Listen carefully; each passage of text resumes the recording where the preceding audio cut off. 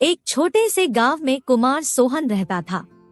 वो मिट्टी के बर्तन व खिलौने बनाया करता था और उसे शहर जाकर बेचा करता था। कभी कभी उसके 2-4 खिलौने बिकते तो कभी वो भी नहीं, जैसे तैसे उसका गुजारा चल रहा था। एक दिन उसकी बीबी शीला बोली, सुनो जी, क्यों न शहर जाकर कोई नौकरी ही कर लो। नौकरी करोगे तो महीने के अंत में कुछ धन तो आएगा। बीवी की बात सुन अब सोहन को भी ऐसा ही लगने लगा था, पर उसको मिट्टी के खिलौने बनाने का बहुत शौक था, लेकिन हालात से मजबूर था। बात तो तुम सही कह रही हो, पर कैसे उस हुनर को छोड़ दूं जिसका नमक हम लोग अब तक खाते आए हैं। मैं जानती हूँ आप बहुत मेहनत और लगन से खिलौने बनाते हो, पर बाजार में बिक्री ना होने से अब हमारा गुजारा नहीं होता। अब तो यह हालत हो गई है कि रसोई में अन्न का एक दाना भी नहीं बचा। ठीक है, मैं कल सुबह ही शहर जाकर कोई न कोई नौकरी तलाश करता हूँ। अगले दिन वो शहर के लिए रवाना हो गया और एक व्यापारी के पास वह नौकरी करने लगा। सोहन वहाँ नौकरी करता तो जरूर था, पर उसका मन अभी भी अपने चाक और मिट्टी के खिलौनों में ही रहता था। समय बीतता गया। एक दिन शहर में जहाँ वह काम करता था, उस मालिक के घर पर उसके बेटे निखिल का जन्मदिन था। सब महंगे महंगे तोहफे लेकर आए। सोहन ने सोचा, क्यों ना मैं मिट्टी का खिलौना बनाऊं और बच्चे के लिए लेकर जाऊं। वैसे भी हम गरीबों का तोहफा कौन देखता है।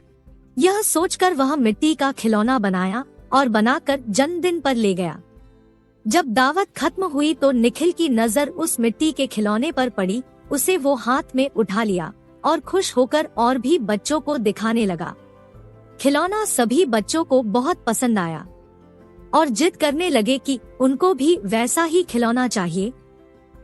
यह सब देख सभी मेहमान एक दूसरे की तरफ देखने लगे और एक ही बात पूछने लगे, अरे वाह, इतना शानदार तोहफा कौन लाया है? इतना महंगा तोहफा ये किसने लाया होगा? ये खिलौना तो शायद आपका नौकर सोहन लाया है। इतना सुनते ही सब हैरान हो गए। सभी एक दूसरे का चेहरा देखने लगे। तभी मालिक बोला, सोहन तो बहुत गरीब है, इतना महंगा खिलौना कहाँ से ला सकता है? हाँ, मैंने देखा है, ये खिलौना सोहन ही लाया है। ठीक है, सोहन को बुलाओ, उससे पूछो कि ये खिलौना वह कहाँ से खरीदा है। वहाँ सोहन आता है और सब उसी के तरफ देखते हैं। वह माहौल देखकर हैरान हो जाता है। मुझसे क्या गलती हुई, सब मुझे ही घूर रहे हैं। शायद मेरा खिलौना निखिल को पसंद नहीं आया होगा और बच्चों के सामने वो अपमानित होगा। कोई बात नहीं, मैं माफी मांग लूंगा।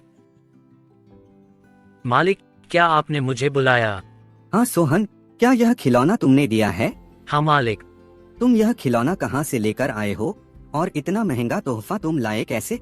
इतना सुन सोहन मन ही मन खुश होता है और मुस्कुराते हुए बोलता है, माफ कीजिएगा मालिक, ये कोई महंगा तोहफा नहीं है, यह मैंने खुद बनाया है। गांव में यही खिलौना बनाकर मैं अपने परिवार का गुजारा करता था, लेकिन इससे अब घर नहीं चलता, इसलिए आपके यहाँ नौकरी करने आया हूँ।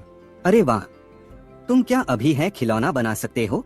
और सभी बच्चे को तुम्हारा खिलौना बहुत पसंद आया है, इन्हें भी ऐसा ही खिलौना चाहिए। सोहन खुश होकर बोला, हाँ मालिक, बिल्कुल बना सकता हूँ। जब कल मैं आऊँगा तो खिलौना बनाकर लेते आऊँगा।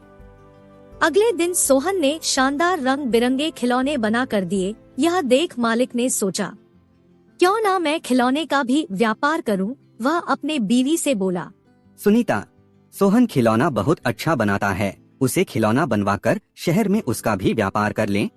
उसे सोहन को उसके मनपसंद का काम भी मिल जाएगा और उससे अच्छी तनख्वाह भी मिल जाएगी, साथ ही साथ एक मोटी रकम हम भी कमा लेंगे।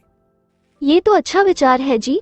यह सोच मालिक ने सोहन को खिलौना बनाने के काम पर लगा दिया और बदले में हर महीने अच्छी खासी तनख्वाह देने लगा और रहने को घर भी दिया। यह सब पाकर सोहन और उसका परिवार बहुत खुश हो गया और सोहन को उसके मनपसंद का काम भी मिल गया।